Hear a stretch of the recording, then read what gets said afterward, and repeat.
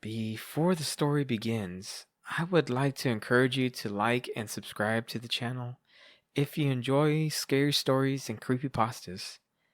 I write a new story once a week and narrate it, so any support from you guys would be tremendously appreciated. Okay, guys, now on to the story. Cue the clock.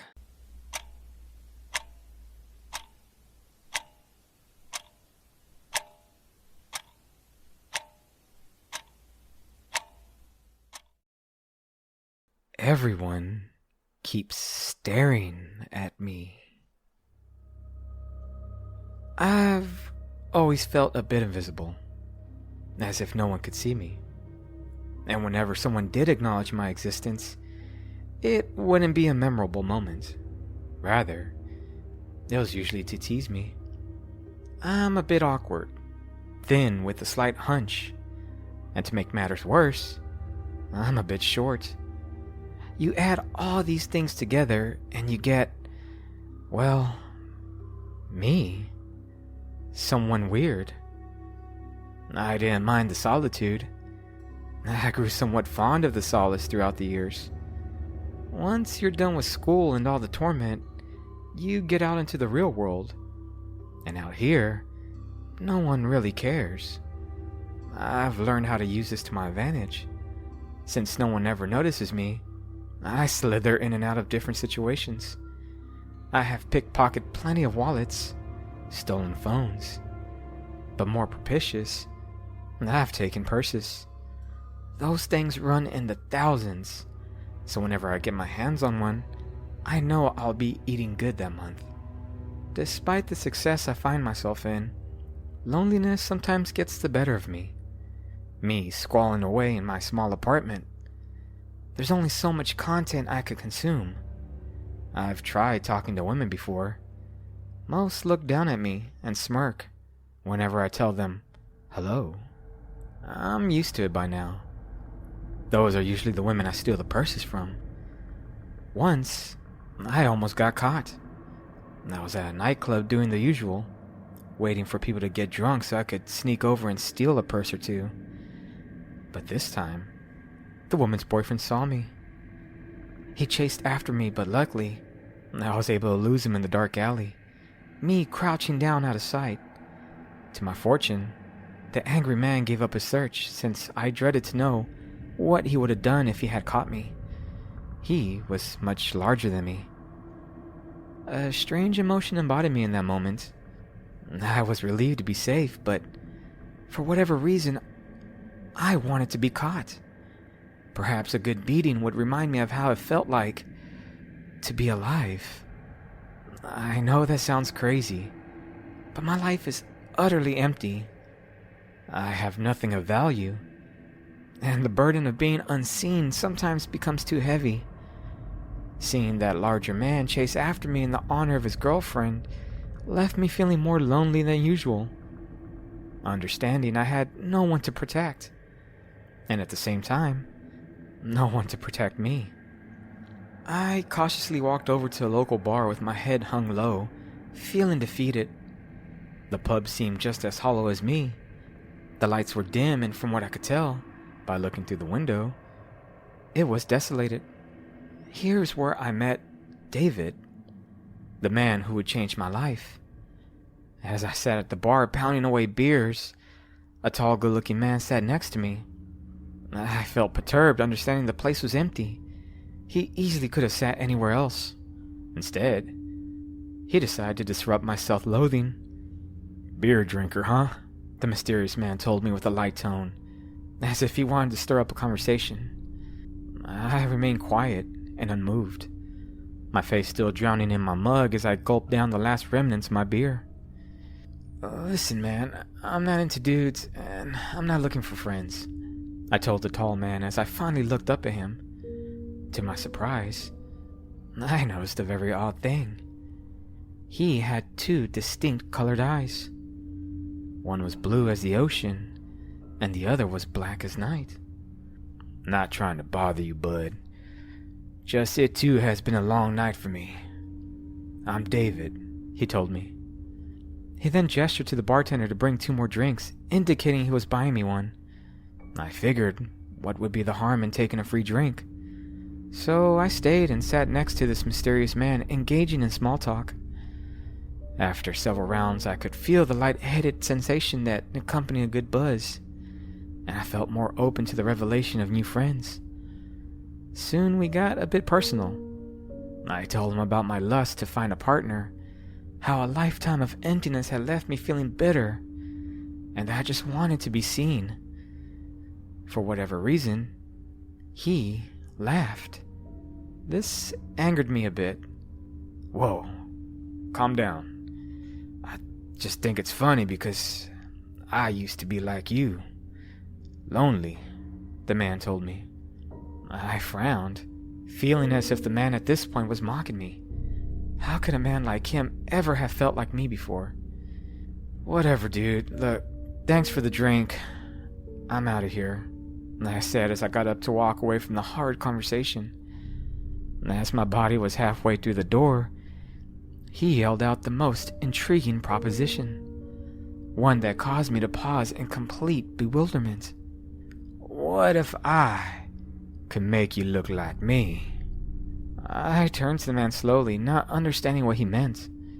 My first thought was that he might have been some fitness trainer, but something about the smile that garnished his face left me feeling as if he wasn't offering to train me. Out of my own curiosity, I returned to the bar stool and sat back down. What do you mean, like you? I asked the mysterious man. He remained silent for several seconds, still displaying that devilish smile, his gaze piercing through my very existence. I've always been an overweight man, and no matter how hard I trained, I never could lose weight. Women didn't acknowledge my existence, and the older I got, the more isolated I became. I'm not gonna sit here and say I'm a good person. I harassed plenty of women online out of my own frustration. I came to a bar similar to this one, and sat alone drinking my sorrows away when a tall, good-looking man sat next to me as I did here tonight. The man paused, keeping his stare locked onto my own, and I could feel a rush of disquietude erupt throughout my mind. What are you saying? I asked back with trepidation. The man told me he could make me look like him. In fact, he promised that he would change my life. The man possessed a unique gift. He was a bit of an artist, and he told me he could sculpt me a new face. Hell, even a new body. I didn't know what to say. The man had to be lying. That was impossible, what he was telling me. What are you saying? You're like a plastic surgeon? I murmured out, still confounded. Listen, do you want to look like me? He replied back with a stern voice. The smile that once shined on his face dropped to a stoic frown. Sure, I guess, I said. He placed his hand on my shoulder, drawing his face closer to mine, his stare burning through my soul. I will make you look like me. You will live your best life. Women will throw themselves at you, and other men will admire you. But there's a bit of a catch. My stomach began to turn knots, and then I could feel my skin crawl, my apprehension protruding from my weary gaze. This gift is limited. You can only have it for a matter of time. Eventually, you have to find someone else that needs it, and then you pass it on to them, he said as he relaxed his body back onto his stool. What happens? I'm so confused. So, what if I don't find someone like me to give this gift you talk about? I asked back with a shaky tone. He raised his hand to his face and pointed to his differently colored eyes. My memory becomes a bit hazy by this point, Flashes of me laying on some table with candles placed all around me in a dimly lit room is the only recollection I have. That and that man's haunting smile. I woke up the next morning, melted between my sheets, my entire body drenched in sweat, all while my head pounded. The sensation of vomit crawled up my throat, and out of reaction, I ran to my bathroom. I knew I must have drank too much the night before, and as I knelt next to my toilet trying to remember the events that remained in a fog of haze, the memory of that man's smile slowly manifested itself. That man. I remember now, I muttered with a groggy tone. That's when the revelation of what the man had told me engulfed my mind. I chuckled, knowing that it was silly to entertain such an idea, but for whatever reason, I could feel butterflies flutter in my stomach, and my eyes cautiously directed its gaze up to my mirror. I could feel my heartbeat accelerate as the feeling of knots turning in my stomach intensified. I had to look in the mirror. Maybe by some miracle I was no longer me. Rather, I was someone new. Something I've always wanted.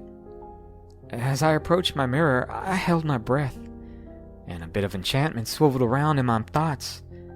I closed my eyes as I stood in front of the mirror, and with a heavy gasp, I counted to 3. Okay.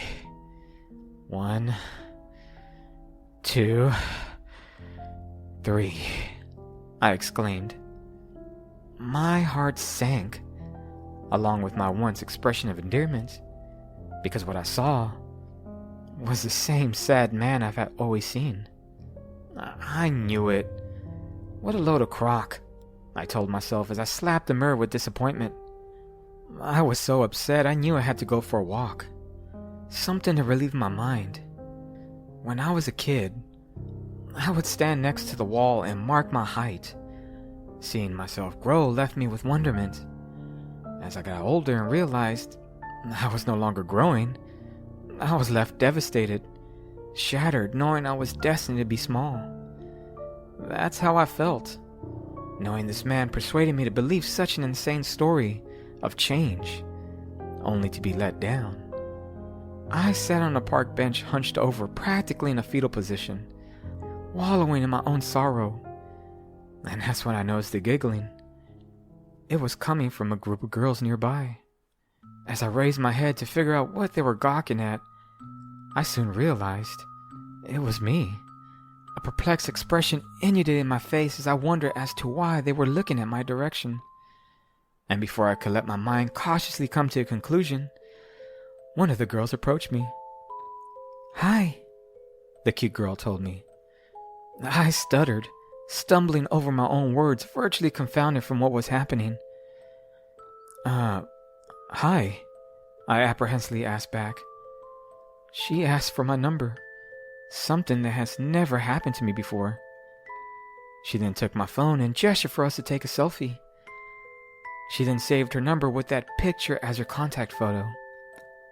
As she walked back to her friends, my bewilderment only grew, and I scratched my head trying to figure out at what just took place.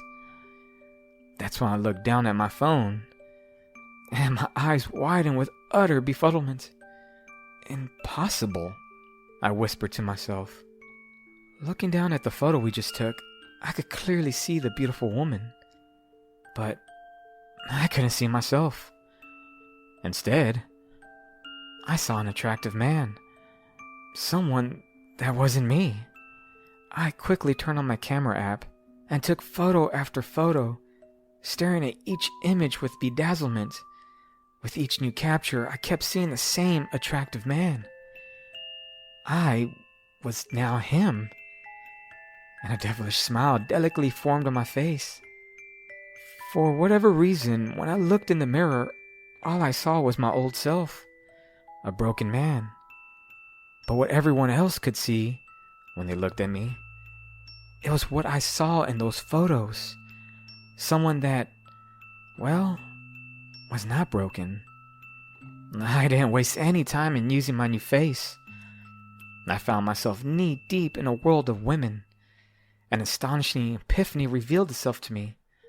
And that is, when you're attractive, life is easier. I know that doesn't sound fair, and I agree. But when you look like, I guess, me, people want to be around you. They want to make you smile. I enjoyed my life to the fullest, and soon I found myself in a life of luxury. I had plenty of women and plenty of money because, believe it or not, people paid me to promote my image on their social media accounts. I was truly happy. Now, something that was engraved into me at an early age was the fact that happiness wasn't meant for me. And whatever little I did find, it wouldn't last forever. And soon, the man that changed my life for the better would show up to steal that same jovial world that I found myself immersed in. It was like every other day. Me waking up and going for a run while people stared at me bathing in my glory. Especially women. I usually would get a number or two when going out for a run. That's when an overweight man approached me. I was disgusted by the person's appearance, and I stepped back from the stranger. But he crept closer. Something about the man's eyes were familiar, and before I could say a word, he interjected. "Your time is up. You have to find another. Someone like you," the grotesque man told me. I just stared at him with bewilderment, trying to understand the situation. And that's when the revelation came to mind. The man's eyes. One was blue, and the other was black. David? I asked with a shaky tone. The man nodded, and pointed to his eyes as he did that night at the bar. I was left confounded. This couldn't be the same person, I thought. The man that stood in front of me was old and balding with a massive gut. "What happened to you?" I asked with dread protruding from my weak voice. "I told you, you have a time limit, and I think you outlived yours. It's time to give it to another," David told me. No, I'm not ready. You can't take it away from me," I shouted back as I stepped closer to him with a menacing presence. Though my appearance didn't dissuade him. Even though everyone saw a tall and muscular man, David could see the real me. And the real me wasn't intimidating. "Find another, or suffer the consequences," he told me. He then walked away, leaving me utterly despondent, gripping at my head, not wanting to lose what I had built. That night, I tossed and turned in bed, knowing that David was going to come back for me and try to steal what rightfully belonged to me. And that's when I had an epiphany, as if it was divine intervention itself. I realized, what if David was no longer alive? Then he couldn't take away my world. I practically giggled while thinking of the solution, and quickly pulled out my phone to take a selfie, wanting to see the beautiful version of myself. As expected, David came to me as he did the day before, demanding for me to find another. In fact, it almost sounded like a repeat from the day prior. "Alright, man, take a chill pill. I thought about what you said and I found someone, okay? They're in my loft right now, but I don't know how to give them the gift," I told him. I tried my best to be as stoic as possible, not wanting to alert him to my rouge. David looked me up and down intensely, and for a moment I feared he knew what I was up to. And as sweat cautiously formed on my brow, to my delight, he smiled. "Well, that's why I'm here to help you. After all, people that look like us have to look out for each other," he told me. I grinned and gestured for him to follow me back to my place. As he followed me, I could feel my heart beating a million miles an hour, as a feeling of adrenaline spiked throughout my senses. I have to say, I was thrilled. I opened the door to my loft, revealing a desolated darkness as I motioned for him to walk in. "After you," I told David. Without hesitation, he walked in, dissolving into the emptiness that was my apartment. I walked in behind him and picked up the closest object to me, preparing myself to stop the man that wanted to steal what I cherished most. "So, where is this poor soul?" Smack! Before David could finish what he was going to say, I hit him over the head. I saw his body crash down to my polished marble floors with a heavy thud, smacking his head once again. I could see blood erupting out of his mouth as his body began to convulse uncontrollably. I stood over him with a sinister snarl, angered that he dared come to disrupt my life. And as I saw his discolored eyes stare up at me, I raised the same object still in my hand over my head, and with all the force I could generate, I hit David repeatedly until it no longer looked like him. Rather, it looked more like a mutilated piece of meat. I disposed of the body, and to my surprise, no one suspected a thing. I guess that's one of the benefits of looking like me. As the weeks went by, nothing seemed to change. I constantly took pictures of myself waiting to see discolored eyes magically appear. But nothing. It was just the same old good-looking me. So I carried on as usual, meeting new women, and taking money from whoever wanted to give it to me. Life returned to perfection. And as I prepared for my routinely morning run, I looked in the mirror, seeing my original ugly reflection, laughing knowing that's not what I really looked like. As I went out into the sun, I breathed in deeply, inhaling as much of the brisk morning air as I could. I took off my shirt, displaying my muscular physique, ready for people to admire me. As I started my run, I looked around and noticed all the stares.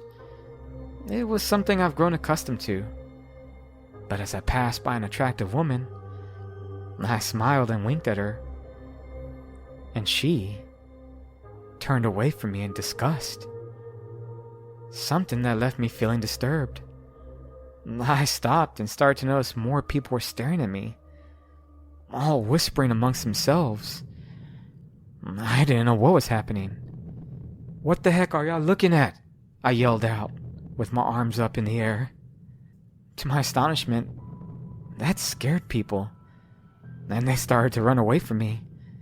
"What the hell is going on?" I whimpered out. I reached into my pocket to grab my phone, wanting to take a selfie to see what the hell they were seeing, but realized I had left my phone at home. "Damn it," I yelped out. I started to walk back to my apartment, feeling a bit inside out, and that's when I noticed more people. They couldn't stop staring at me, their gaze burning through my very soul. I even held my hands up to my face, trying to shelter myself from the visual assault. "Stop looking at me!" I screamed out as I started to run. I could hear the oohs and ahs coming from the strangers, feeling repulsed by my sight. I stormed into my condo, bursting the door open, searching for my phone, needing to know what was happening. And before finding my phone, I walked past my living room mirror. And that's when I saw it. My reflection. I couldn't believe what I was seeing. My skin began to crawl from horror, while the hairs on the back of my neck stood firm. This couldn't be real. I stepped closer, rubbing my eyes several times, understanding this was some delusion, because the man that was staring back at me wasn't even really a man. It was something horrid, a devil that couldn't be expressed by words. My face was distorted, my skin melting off my skull. My eyes were vacant. All that remained were black holes. No, what the hell is happening? I whimpered to myself. I was a monster. Then I fell to the floor on my knees, grasping at my face, sobbing out loud. And that's when the most hideous revelation occurred to me. I didn't need to take a photo to see myself. Rather, I could see my reflection. This was now me. I was some hard creature. I don't go out anymore. I do my best to stay hidden in the shadows. Each day I look in the mirror and my face becomes worse. I don't know how to stop it. And now, if I ever do go out, I can't stop all the bewildered eyes. Because they keep staring at me.